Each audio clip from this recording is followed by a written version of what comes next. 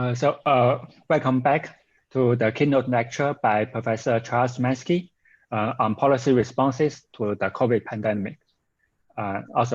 Thanks very much for Chuck for taking time to do this lecture. And let's first welcome Professor Yingyao Hu from Johns Hopkins University to give us an introduction.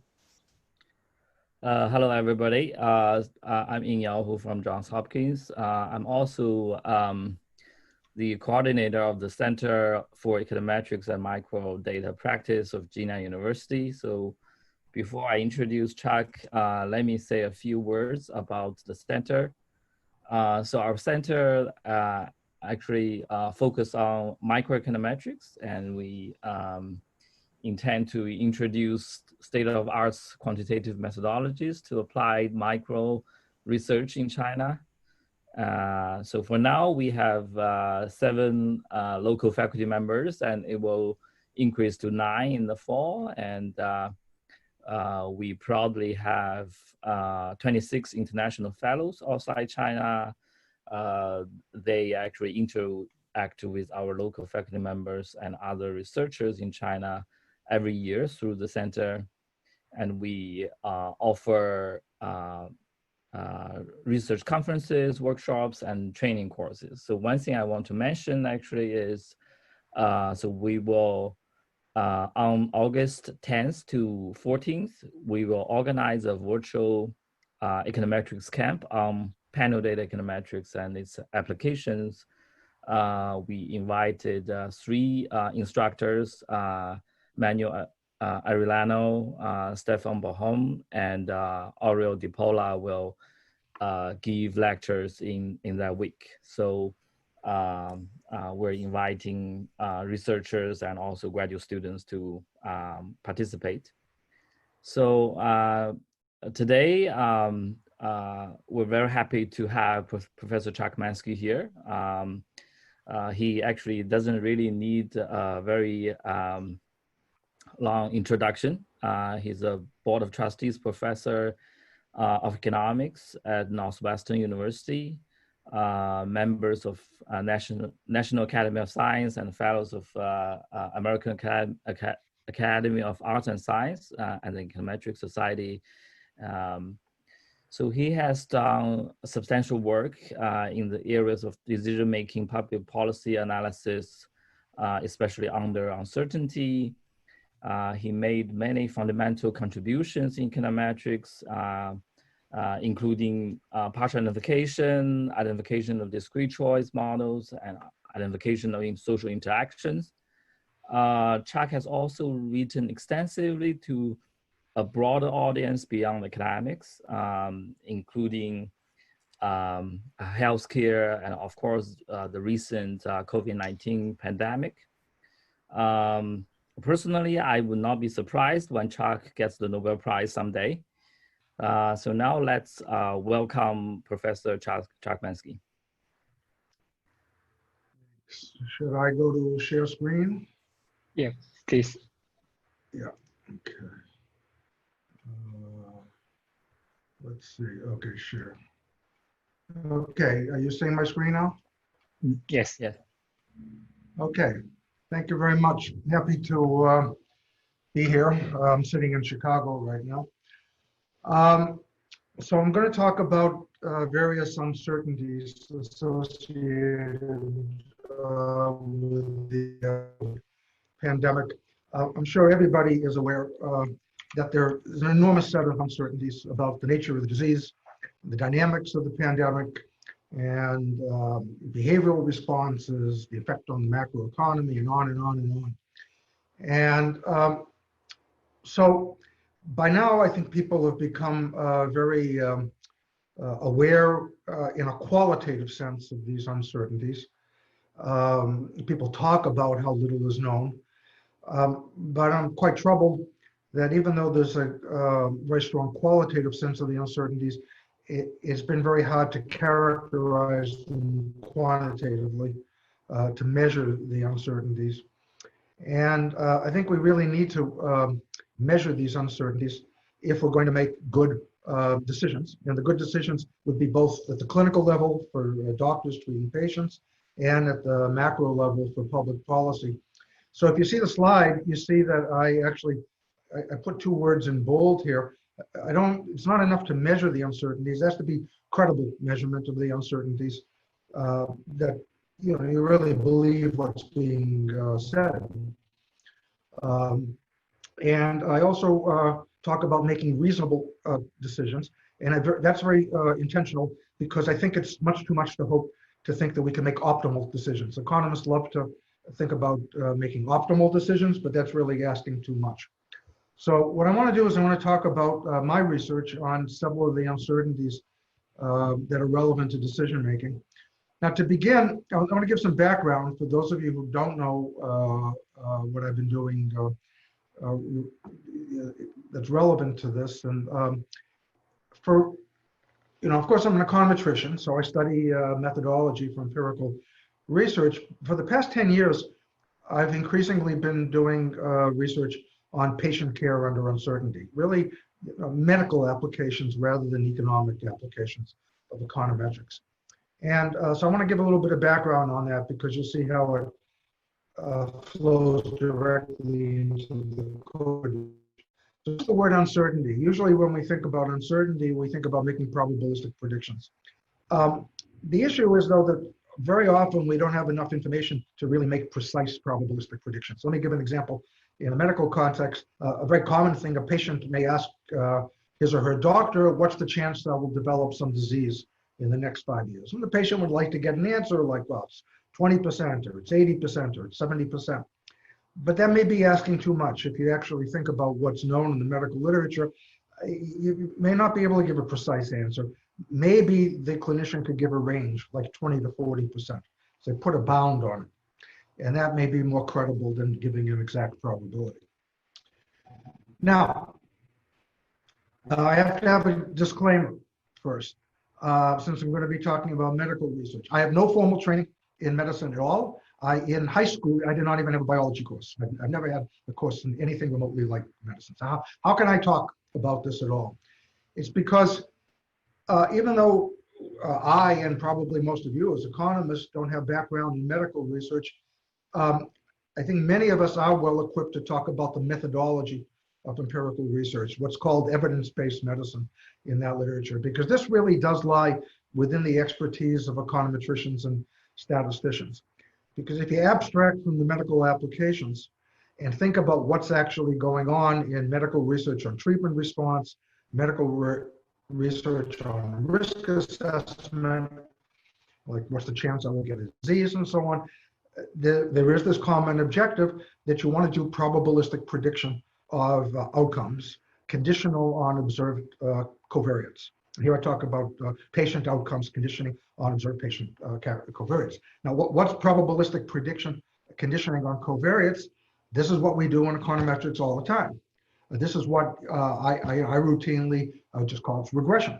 You want to regress y on x. You want to learn the distribution of an outcome conditional on covariates. So typically I would just call this regression. If I were talking with computer scientists, I might have to call it machine learning or artificial intelligence. You can use whatever name you want, but whatever it is, we know exactly what this is. Okay, so where does econometrics come in?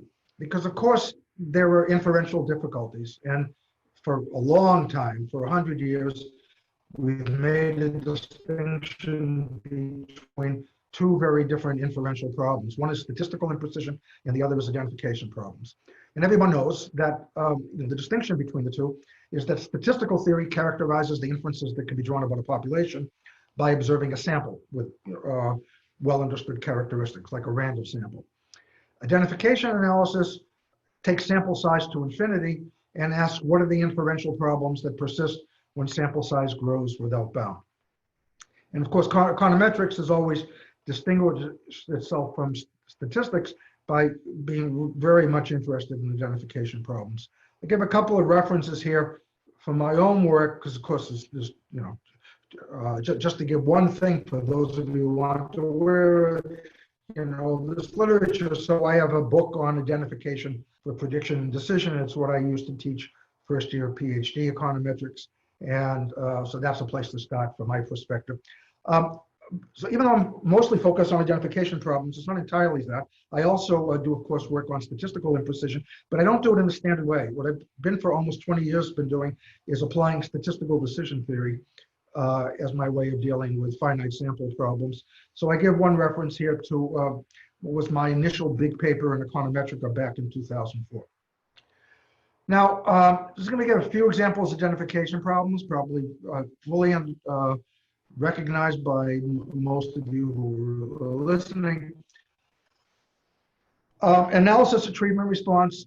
We have a problem of unobservability of counterfactual treatment outcomes. You can observe what happens to someone for the treatment they receive. You don't observe what would have happened to them if they received a different treatment. That creates an identification problem. There's no data collection that can overcome this. It's a logical problem. So that's, I think everyone recognizes that. Second one, which I think essentially everybody recognizes, is what's sometimes called the problem of external validity, is you do a study on some group of people, some population, but you want to extrapolate it to a different group. So for example, in medicine, they'll do a randomized trial on some group of patients, but they're not the ones you really care about. You want to extrapolate the findings to a different population. So that's an identification problem. It's not a statistical inference problem. And then there are kind of more ordinary problems of imperfect data quality, but they're very important, just missing data and measurement errors and so on. So these are all identification problems. Now, in terms of my own research, for about 30 years now, I've been pushing very hard on the idea that you may not be able to get what we now call point identification, that you may not have enough credible information to pin something down fully, and that instead you may have to suffice with what we call partial identification. And partial identification removes the traditional focus of econometrics on point estimates that are obtained under strong assumptions. We make weaker assumptions, putting a lot of emphasis on the credibility of the assumptions that we make, because we want the results to be believable. And when you do that, you typically don't get point estimates, you get bounds. Okay, so it's become, it's what I do every day, is to report bounds on quantities rather than point estimates. Now, why do you do this? I want, of course I do econometric theory, but I really want this to be useful to inform decision making. So I really, care deeply about the implications of all these, both the identification problems and statistical imprecision for decision making. And we'll see that in what I talk about explicitly in just a few minutes about COVID. So you can take this kind of general problem about choosing between treatment A and B, and you don't know which one's better. And the thing to keep in mind always is that there is no optimal way to choose. If you don't know which one's better, there is no optimal way. There may be reasonable ways though. And so I can flesh that out in the COVID context in just a bit. Okay, just finally on this background, I've written lots of stuff about this in the medical public health context over the past 10 years. And of course, I have to give a plug for my book on patient care under uncertainty, which Princeton University Press published back last fall. And this is a book that's verbal. It's not a technical book. I was trying to reach out to a broader audience. And it, of course, refers to all the technical articles that are underneath. Okay, so if we go back to a few months ago, it was such a different world. I actually just when I wasn't in China, but I was in London and then in Scotland in the beginning of March when all hell broke loose. And my wife and I had our own venture of trying to get back to the United States in the middle of March when the government put down travel restrictions and so on. And we came back in the middle of March and been under lockdown for most of that time since then.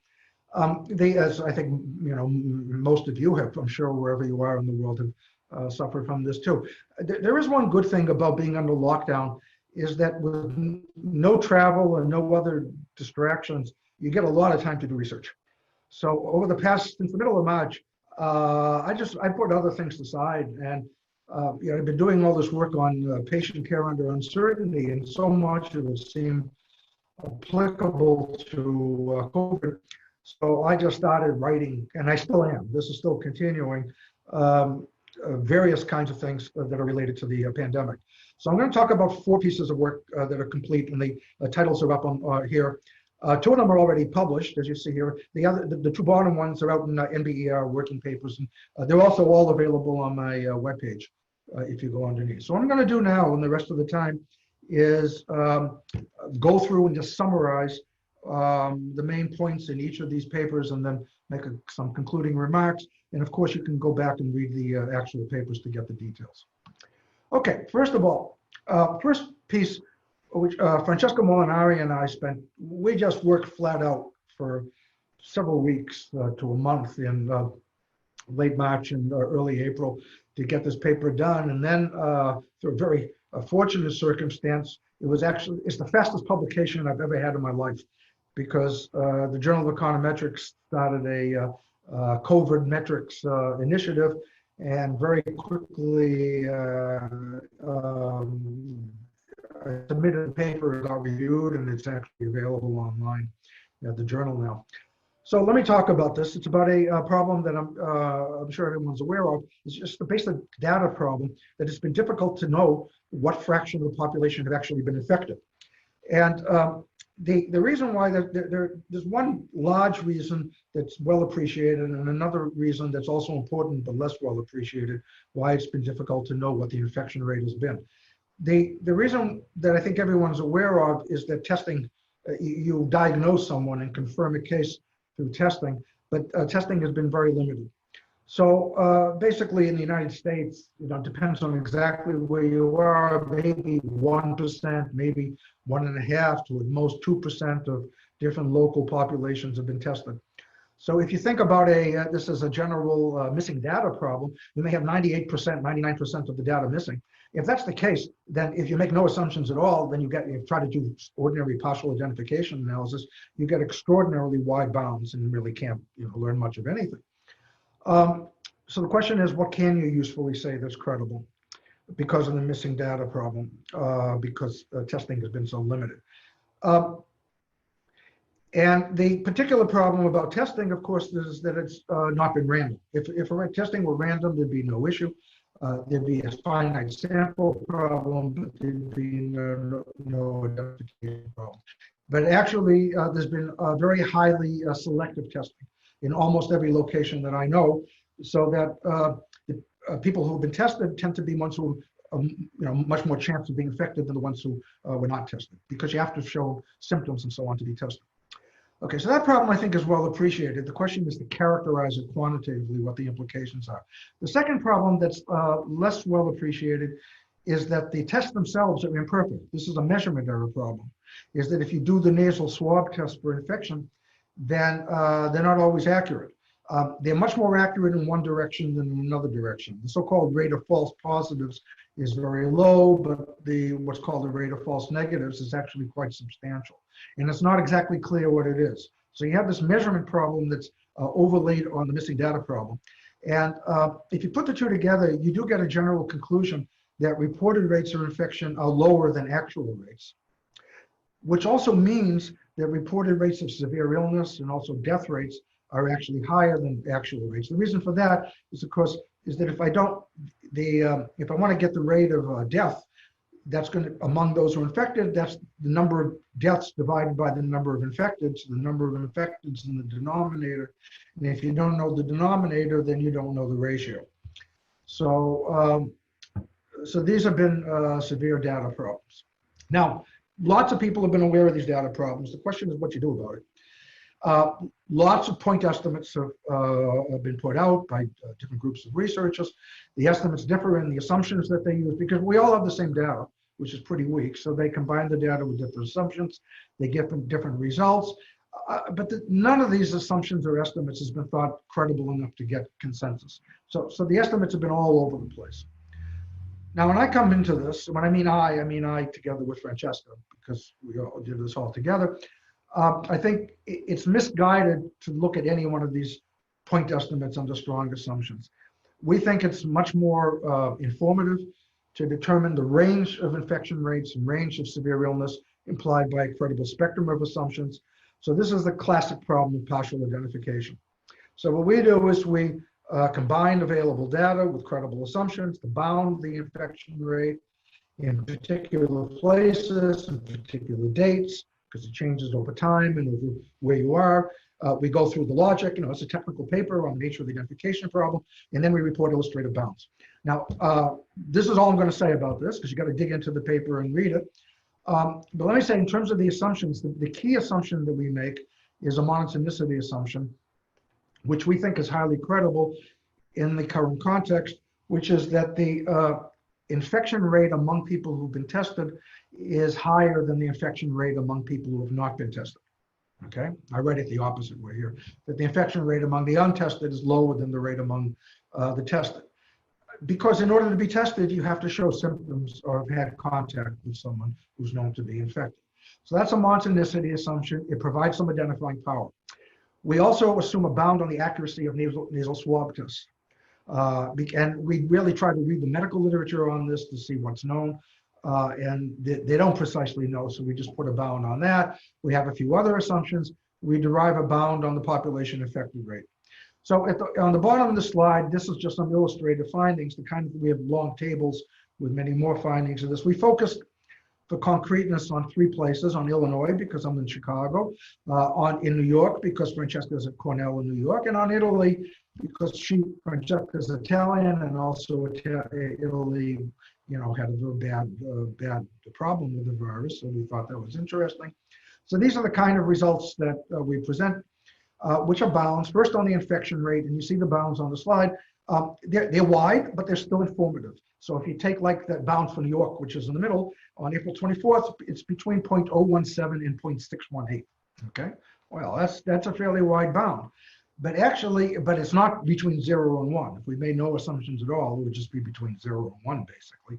So we actually have to make assumptions even to get it this far down. Now, if you look at the point estimates in the literature, they're all over the place, and they don't go, some of them are as low as 0.017. They don't go quite as high as 0.618, but you'll find people saying maybe it's 30%, 40% who've been infected in a place like New York. So that's what we get anyway. To do it for severe and for infection fatality ratios, you put those bounds in the denominator. If I go down to the bottom of the slide and you look for New York at the bound on the mortality rate, then between 0.001 and 0.049, okay? And so these are the kind of results that we report. Okay, now this is all that I'm gonna say about this, because I wanna run through 4 different studies. Excuse me. Flavor of the analysis. Okay, let me go on to the next one. This is a very simple matter, but very important. I was talking just a bit about the imperfect accuracy of the test. Now, as I think we all know by now, there are 2 classes of tests. There are the nasal swab tests, testing for infection, and then there are the antibody tests, which are blood tests, for which you test whether someone's been infected in the past. Not whether they have a current infection, but whether they are infected in the past, so that the body has built up antibodies. Now, if you read I'm sure we're all interested in this personally, because we want to know, have we been infected by COVID, or do we have antibodies and so on? So you may be reading these things out of personal interest as well as professional interest. There are measures of accuracy that are reported in research articles and in the media. And you have to be very careful about what they are. Okay, so here, this is a basic point in epidemiology. This is understood fully by every epidemiologist, but it is not understood by the general public, and there's been a lot of misperception. What you should really want to care about is what I write here is what's called the positive predictive value and the negative predictive value. These are terms from epidemiology. Positive predictive value means take someone who's been tested and you find out they get a positive test result. So it indicates there was illness. Say, well, given that conditional on that positive test result, what's the chance that this person did have COVID or does have it presently? So it's probability of Y given X. X is the test result, and Y is, do you have the illness? That's what you care about. So this is probability of Y equals 1 given X equals 1. Negative predictive value is the same thing, but conditioning on a negative result. What's the chance that you don't have it? That's probability of Y equals 0 given X equals 0. These are the things that we really care about. It's rare in the literature in epidemiology to see reports of positive and negative predictive values. What you see all the time instead is reports of something called sensitivity and specificity.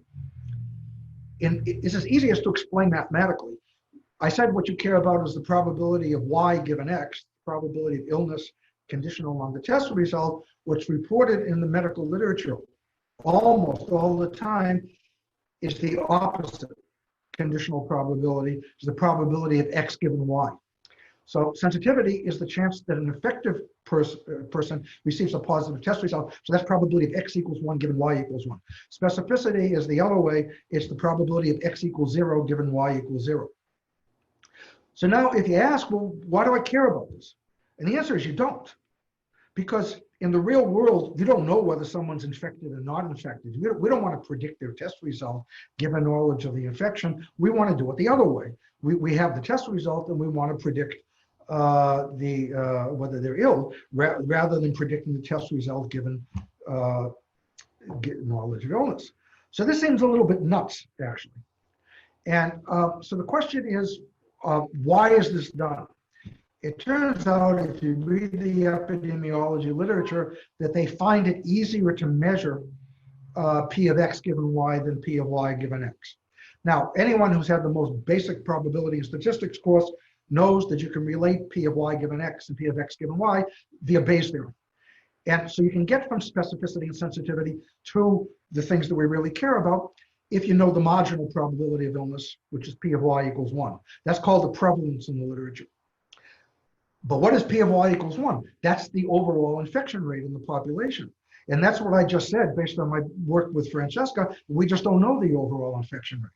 The bounds for New York were between 1% and 61% or something like that. So we can't use Bayes' theorem to get from sensitivity and specificity to the things we really care about, which is PPV and NPV. So what goes on in the epidemiology literature is they'll make an assumption. We'll assume that the fraction infected is 0.05 or 0.01 or whatever it is, and then they'll use Bayes' theorem and do the calculations. But there's no credibility to that. So what I do in this small paper, this is a very short 10-page paper, is to say, look, we don't really know what the prevalence is. So let's put a bound on the prevalence and use sensitivity and specificity to derive a bound on positive and negative predictive values. I do it for empirically, I do it particularly for the antibody tests that have been authorized by the FDA, the Food and Drug Administration of the United States. And I get results, and here they are. This is my last slide on this. There were 12 tests. You can go to the FDA website and get the document from which I took this. The FDA gave a kind of emergency approval to 12 different antibody tests. This is the particular one of the 12. So if you look up here, I think if you can see this with my mouse, the FDA will tell you what sensitivity is as 0.88. It'll tell you what specificity is as 0.988. They got this information from the company that developed the test. Now, then the FDA is not stupid. They know what you really care about is positive predictive value and negative predictive value, but they don't know what prevalence is. So they assume that the prevalence and the infected rate is 0.05, and then they give you point estimates of positive and negative predictive rates of 0.794 and 0.994. Now I look at this and say, well, I don't, where did this 0.05 come from? The FDA has no reason to assume that. Let's instead put a bound on prevalence. So if you come down here on the slide, this is the bound using the New York data, 0.017 to 0.618, and then use that through Bayes' theorem to derive a bound on positive predictive value, and it's a fairly wide bound between 0.559 and 0.992. Do the same thing for negative predictive value, and you got a bound there, it's 0.836 to 0.998. Now this, at first this so this bound is actually pretty narrow. And this for negative predictive value, for positive predictive value, is pretty wide. Well, why does that happen? That it's very easy to see through the algebra of Bayes' theorem, and I discussed this in the paper. It depends on exactly what you know in terms of your bounds on prevalence and the way Bayes' theorem plays out, that the implications for inference on PPV and NPV are very asymmetric, so that you can actually learn much more about NPV than you can about PPV. So that's what this paper does, okay? And I'd love to talk about it more, but I've got two more things to talk about and I want to leave time for discussion. So that's all I'm going to say about that. And again, you can go to my webpage or to the NBER working paper page and find this paper. Okay, now something that's brand new, paper with Alex Tetinoff that I'm actually, I think is, Alex and I think is really very important. And comes to the problem of decision making rather than data assessment per se on statistical decision properties and imprecise trials assessing COVID-19 drugs. This is on my webpage right now. It will be out as an NBER working paper this coming Monday. It's also available on Archive and medRxiv if you want it there. So I'm going to spend a little bit more time on this. So I think everyone's aware that there's been a rush of randomized trials trying to evaluate treatments for COVID, particularly in severe cases of patients who are hospitalized. And if you've been reading about these randomized trials, there's a kind of a common theme to them that they take one thing that they call standard care. Now, what is standard care for COVID? It's not all that precise because this is a brand new disease. It's not as if we've been treating this for 100 years. But standard care basically means if someone goes to the hospital and you try to keep them comfortable. And then if they need assistance with breathing, you give them oxygen. And then in the worst cases, maybe a ventilator, you know, if it's very, very bad. And that's about it for standard care because there's no standard drug treatment. But there are all kinds of drugs that have been proposed. And so what they want to do is compare so-called standard care with experimental drugs. The samples typically have a small size. In the early stages, particularly in the trials, there were many trials done in China early on because, of course, the pandemic was first in China, so it was natural to have data in China first. And often the sample sizes, like to each treatment, like 50 people in each treatment or 100 people in each treatment. Now there is beginning to be much larger trials with thousands of people, but there's still many, many small trials. So you have an ordinary problem of statistical imprecision. Forget about identification problems, just think about statistical imprecision. Now put yourself in the position of a doctor, a clinician, who reads medical articles about the results of the trials in the New England Journal of Medicine or Lancet or the British Medical Journal, all the major medical journals. And they're trying to figure out what should they do? How should they assess the results of these trials? So I think if you read the medical literature, you quickly find that the medical research is a true believer in hypothesis testing, in classical hypothesis testing. And this has been going on for, I don't know, since the 1930s or 40s. This is really totally textbook hypothesis testing. You make a null hypothesis that the innovation, the new experimental drug is no better than standard care. And then you choose the innovation only. It's not enough that the estimated treatment effect is positive, but it also has to be statistically significant, okay? So as anybody who knows about hypothesis testing knows, this very much biases things towards standard care, towards the null hypothesis. You have to overturn the null hypothesis. And this is the standard way that medical research is done for a long, long time. Now, Alex and I do not think that it should be done that way. And in fact, I've been writing on this since the early 2000s, and Alex and I have jointly written several papers on this since then.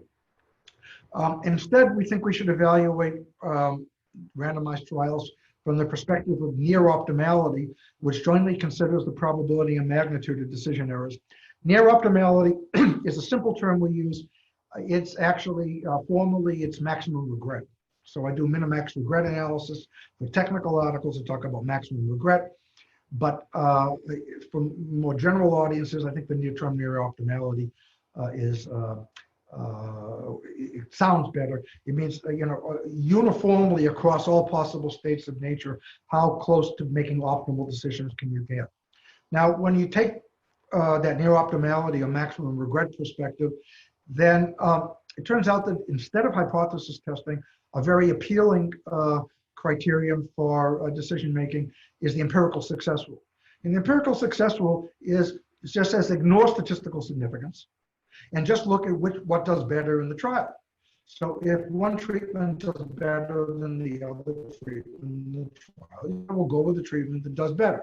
So which one works better in empirical success? Not paying attention to statistical significance. So what we do in this new paper is we apply these ideas, which have been around, I say, since the early 2000s in my own work and work of various other econometricians.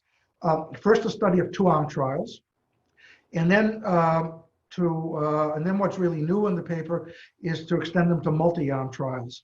So I'm going to give a simple example of a two-arm trial in a moment, a Chinese trial that received a lot of attention. For multi-arm trials, I'll just mention now, there's a very large trial going on in Great Britain, in the United Kingdom, called a recovery trial that compares standard care with 4 different experimental drugs. So the new methodological work in our paper is computational work on how to apply neophthalmology to that case. And the bottom line is that the empirical success rule yields treatment results that are much closer to optimal than those generated by criteria based on hypothesis tests. Okay, so that's the bottom line. Let me just give an example from this Chinese trial, which received a lot of attention because I think it's very instructive. This is Cao et al. It's published quite recently in the New England Journal of Medicine. Formally, it was available as on medRxiv and elsewhere or whatever. We saw it a while ago, but this is a two-arm trial. It compares standard care with a particular set of drugs, a pair of drugs called lopinavir and ritonavir. Who knows who makes up these names? There's about 100 people receiving standard care. It's actually 99 receiving, 100 receiving standard care, 99 receiving standard care plus the new drug. Okay, so a main thing they measure clinical improvement for patients who live, and then they measure mortality for those who die, mortality within 28 days. Now, if you look at the raw data, the innovation, giving the experimental drug actually does better than standard care along both outcomes, both clinical improvement and mortality. Let me just tell you what the results were for mortality. Basically, it's 100, it's balanced, 100 in each treatment group, and receiving standard care, 25 people died out of 100, because these are patients with severe illness, 25 out of 100 died. With the innovation, 19 out of 100 died. And I said, well, 19 out of 100 versus 25 out of 100, that's not as definitive as you would like, but that's evidence to me that's in favor of the new drug. That's not what they reported in the article. If you go read the New England Journal of Medicine article, this is a quote they reported: in hospitalized adult patients with severe COVID-19, no benefit was observed with the drug treatment beyond standard care. So what do they mean by no benefit? It's just not true. What they meant was there was no statistically significant benefit. And then the way they wrote it is they eliminated the statistical significance and acted as if there was no benefit. Now, I don't raise this to criticize this particular study. This is the standard way of reporting in the entire medical literature. So you have to be very careful. And Alex and I think that's just not right. And that actually, if I'm a doctor, you should take this at least as modest evidence in favor of the new drugs rather than standard care. Now, I'm going to skip some slides because I just don't have time. I was going to, if I had time, I would go into more detail about trying to define neophthalmology, maximum regret, and exactly what it means. But you can just go read it in the paper. And I'll just want to conclude on this because I have one more topic I want to talk about. The underlying problem in the medical literature is that it's always shown deference to standard care through hypothesis testing. And I think many of you are aware that when I say that I've been critical hypothesis testing, that's true. And Alex, we're critical, but it's not just us. There's an enormous amount of criticism of hypothesis testing and associated use of p-values that's been building over the past 20 years. And many of you may know the American Statistical Association had a whole committee that's looked into this and has moved very far away from hypothesis testing over the past 5 years. So what I'm talking about is part of that. The particular thing that Alex and I bring to this is you're going to have to replace hypothesis testing by something. And what we think is it should be replaced by a statistical decision theory, which was developed by Abraham Wald way back in the 1940s. From the perspective of near optimality and maximum regret, the empirical success rule does very well. And it doesn't have this deference to standard care. And we think that's the way things should be done. So we actually will stick our necks out and think this is actually very important for how doctors actually make decisions. Okay. So as I said, I'm quite excited about this work. I wish I had more time to talk about it, but I'm going to go on because I got one more topic, which I think is also extremely important. This was not published so far as a technical paper. I published a commentary very early on. It's the very first thing I wrote. It's is a kind of a blog published online by Scientific American back in late March. The reason was that the epidemiologists were doing modeling and making very sharp forecasts of what's going to happen in the pandemic. And I know enough, I've read epidemiological modeling over the years because I've been doing medical research. I particularly published a couple of papers on vaccination policy, so I had to read the epidemiology literature. And I'd formed some impressions of it. And so there were two main points I made. I wrote this for a general audience in Scientific American. I made two big points. One is that the epidemiological literature is much too narrow. If you look at the epidemiological literature, what they forecast, they're only concerned with health impacts. Now, health impacts of policy are obviously important, but particularly with a pandemic of COVID, health impacts are not the only thing that matters. We also care about severe economic impacts of having lockdowns of society and everyone losing jobs. We care about mental health impacts and on and on and on, on inequality and so on. And there's none of that in the epidemiological literature. Epidemiology is a very interesting, strong literature from a scientific perspective, but it's a very narrow literature. It focuses only on health. And I think the reason for that is the background of the researchers. The researchers who do epidemiology are trained in medicine and public health. They're not trained in social sciences or economics. So that's one big problem. Second big problem is that even if you just look at what they do, within just forecasting, let's say, death rates and infection rates and so on, there's very little basis to assess the realism of the models that have been developed. Epidemiological, I think economists now have become very aware of the SIR models, the disease transmission models. Economists know about the very earliest ones from the 1920s, but there's 100 years, close to 100 years of very sophisticated development of these mathematical models of disease spread. The problem is, though, is that it's like other modeling, and particularly it's very much like dynamic macroeconomic modeling, is that it's very hard to assess the credibility of these models. You can go see the math and do forecasts, but you don't know whether the model is realistic. Now, this is extremely important to me. I've been arguing for a long time that it's vital to communicate uncertainty in research of all kinds of public policy. I give one reference here, article I have in Proceedings of the National Academy of Sciences on communicating uncertainty in policy analysis. That summarizes work I've done over the past decade or so. I really argue all the time for communicating uncertainty. I get very upset when people do policy analysis with what I call incredible certitude. Incredible certitude means this, that you go to the research literature and people make these exact predictions. Like if we do this policy, 649,312 people will die, something like that, across the world or whatever. There may be some perfunctory confidence interval at most, but it really doesn't mean anything if you dig underneath. Expressions of uncertainty are rare. The truth is that the predictions are often fragile, resting on unsupported assumptions and limited data. And so the certitude is not credible. And this bothers me quite a bit. And it's a big problem in the epidemiology literature. Now, why is it so difficult to have credible results in the epidemiology literature? A large reason, because I don't want to criticize them too harshly, is their data is very limited. Epidemiology, like economics, relies mostly on observational data, not on randomized trials. In particular, epidemiology is very much like macroeconomics. you really can't do randomized trials at all. You have to use observational data. And we know that interpretation of observational data is difficult. But if you're going to do that, so it's fine. I use observational data all the time in my own research. But when you do it, you have to face up to the uncertainties. And the problem is that they take the models too seriously.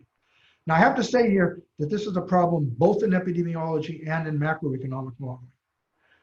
Okay, and the reason I raise macro models is because I think many of you know that macroeconomists have now been building new macro models that add on some epidemiological component, an SIR model, into their macro models. Okay, so that's all I'm going to say about this. I have some slides talking particularly about the Imperial College London model, which has received a lot of attention. We'll skip that for lack of time. But this is a real clear-cut case of incredible certitude.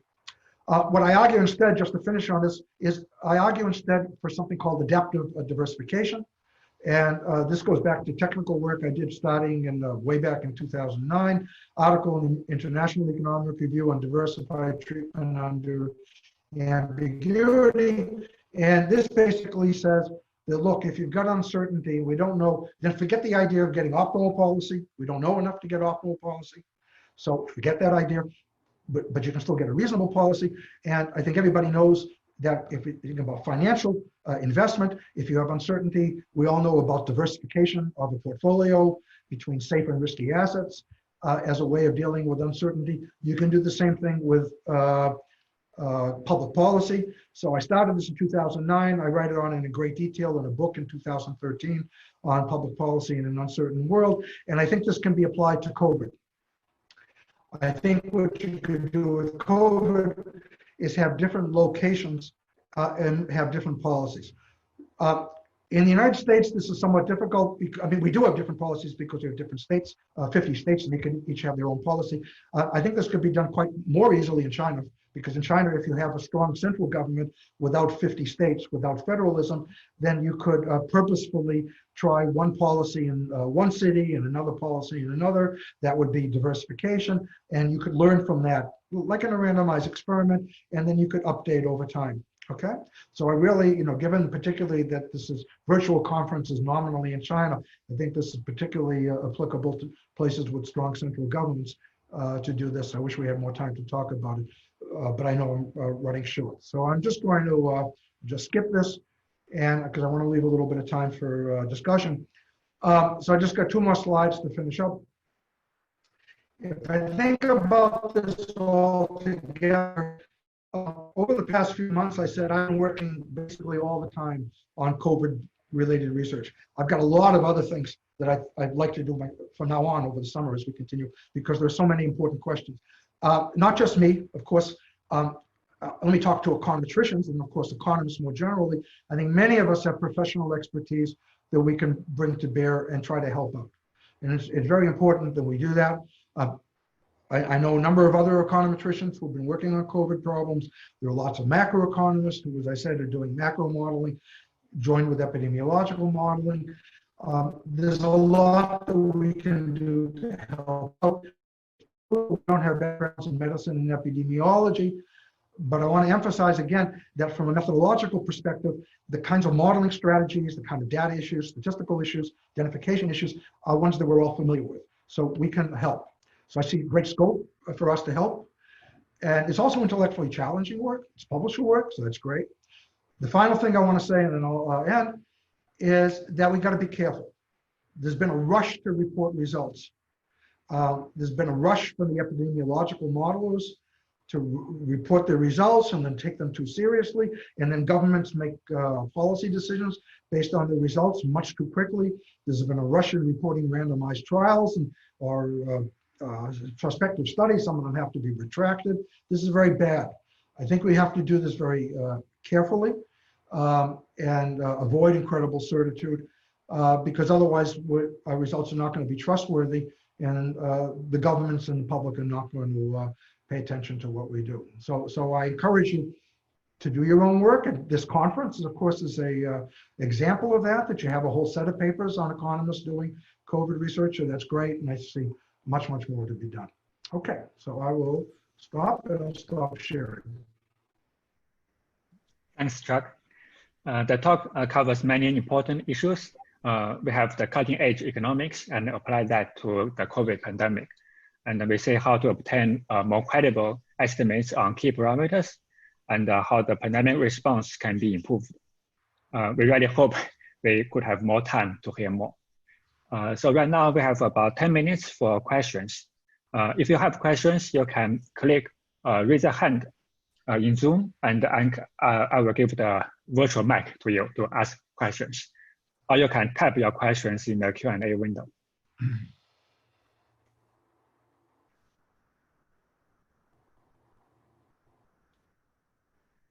And for those in panelists, you can directly unmute yourself if you have questions.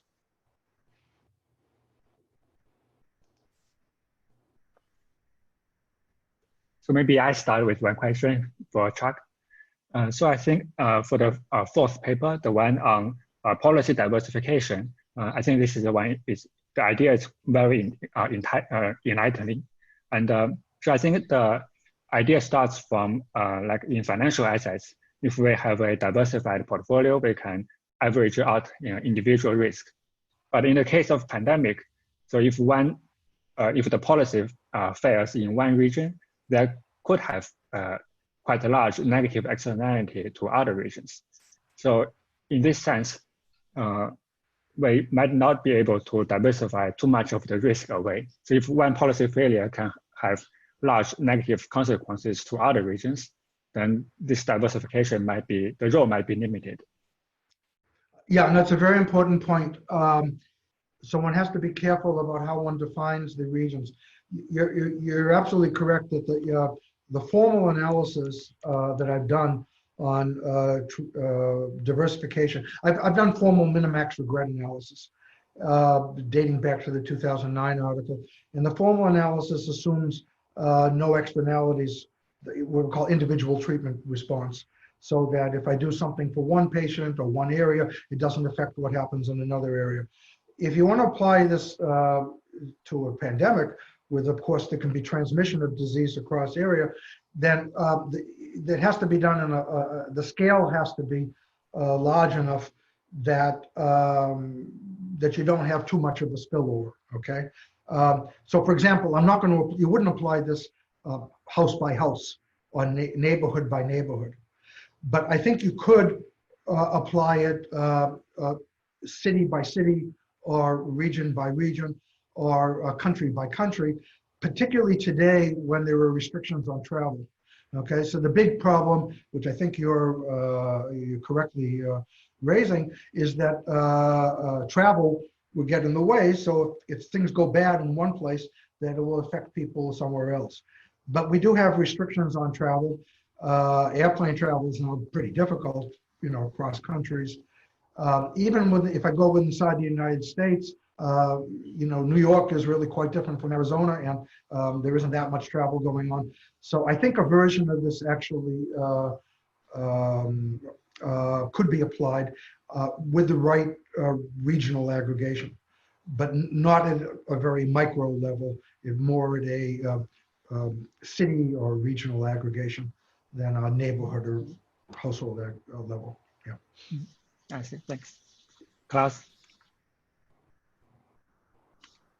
I see you have a question. Yes. Can you hear me? Yes. Yes. Okay, perfect. Now, Chuck, in the policy discussion, there is this idea that we should positively discriminate those people who are, so to speak, risk-free because they had the virus in some way. Yes. Now, the question is, there's a lot of confusion about what is the academic or the statistical basis for doing such a thing. What would we need to do in your judgment to go ahead with this idea? Yeah, this is based on antibody tests in particular, right? That if you test positive, then we'll declare that you're immune and you can go about your business. So this is actually a big controversy right now. So I want to tell you, an article was published on this in the New England Journal of Medicine just yesterday, which was very interesting. by the lead author was Milton Weinstein at the Harvard School of Public Health. And it's not a research article, it's a commentary or op-ed. And it's very well worth reading because the WHO took the view that the antibody tests are imperfect, okay, as I was saying before. I know they're imperfect, but I don't want to say that they're uninformative, right? There is some information in the antibody tests, it's just that they're imperfect. The WHO was taking the view that until we have a perfect antibody test, one, first you need a perfect antibody test, and second, you have to know exactly how long the immunity persists. Does it persist for 6 months or for 3 years or 10 years? That until we have that all down 100%, that we should not do anything of the policy that you were just mentioning. The article in the New England Journal says that's crazy. It comes down very hard against the WHO and says you're looking for a kind of scientific precision that's not attainable in the real world. And I like the article in the New England Journal yesterday because I said, look, this is a problem under uncertainty and we have to make decisions now. And you're looking for scientific purity. That's too much to ask for. Now, this goes back to the question about hypothesis testing that I was mentioning before, because what the WHO does, the World Health Organization has the mindset of hypothesis testing. And standard care, there's a null hypothesis that we don't know anything. And until you can overturn the null hypothesis, you do nothing. That's the WHO mentality. And what Weinstein and his co-authors were saying is that's not the way you do decisions under uncertainty. And that's the way I view it. And that's the article I talked about by myself when Alex Tetenoff takes very much the same view. We don't talk particularly about the policy you're raising, but I think on that case, if, it's a tough problem, but I might be willing to go ahead and do this at some level. And maybe I'd want to diversify it. Maybe I'd want some communities to allow people to go back to work based on antibody testing and others not. And just deal with the uncertainty and learn over time. Okay, thanks.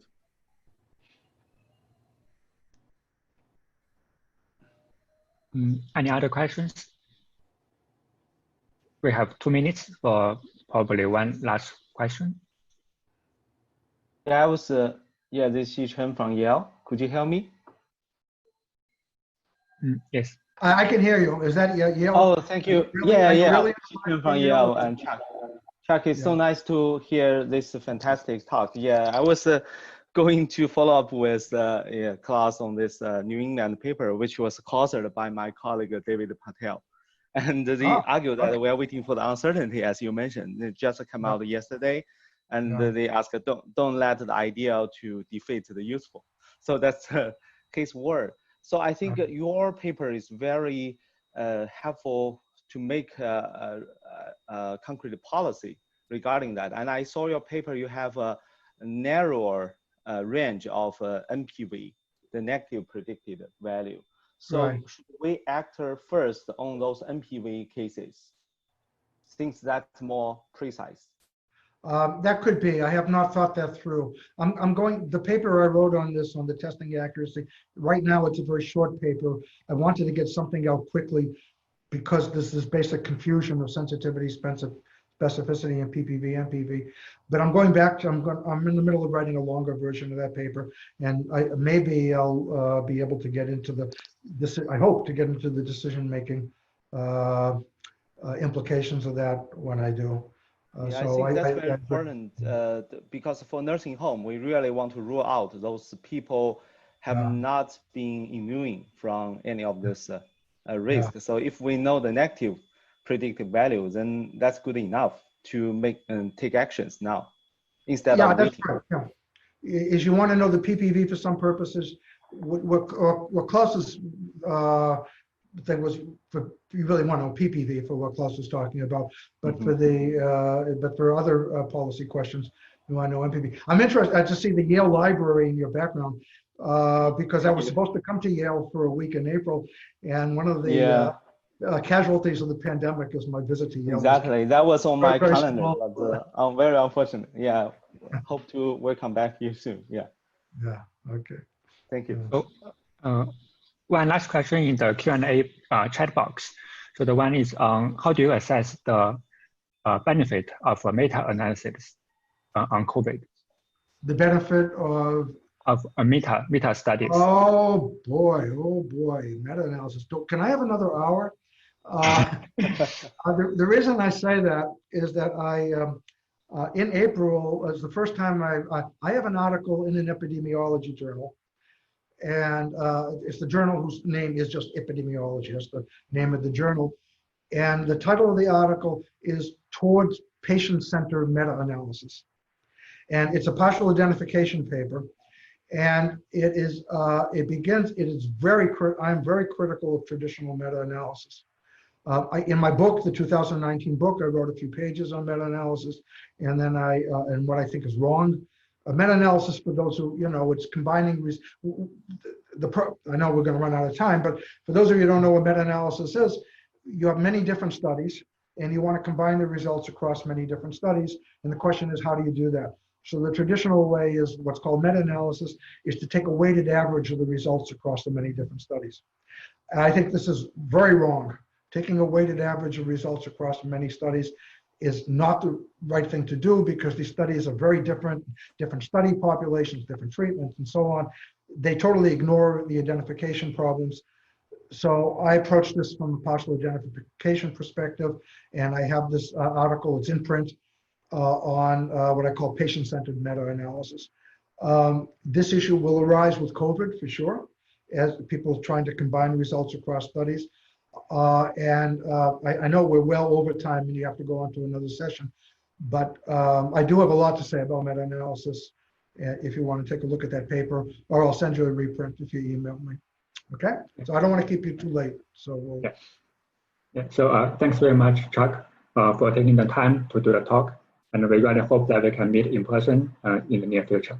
And thanks everyone for participating.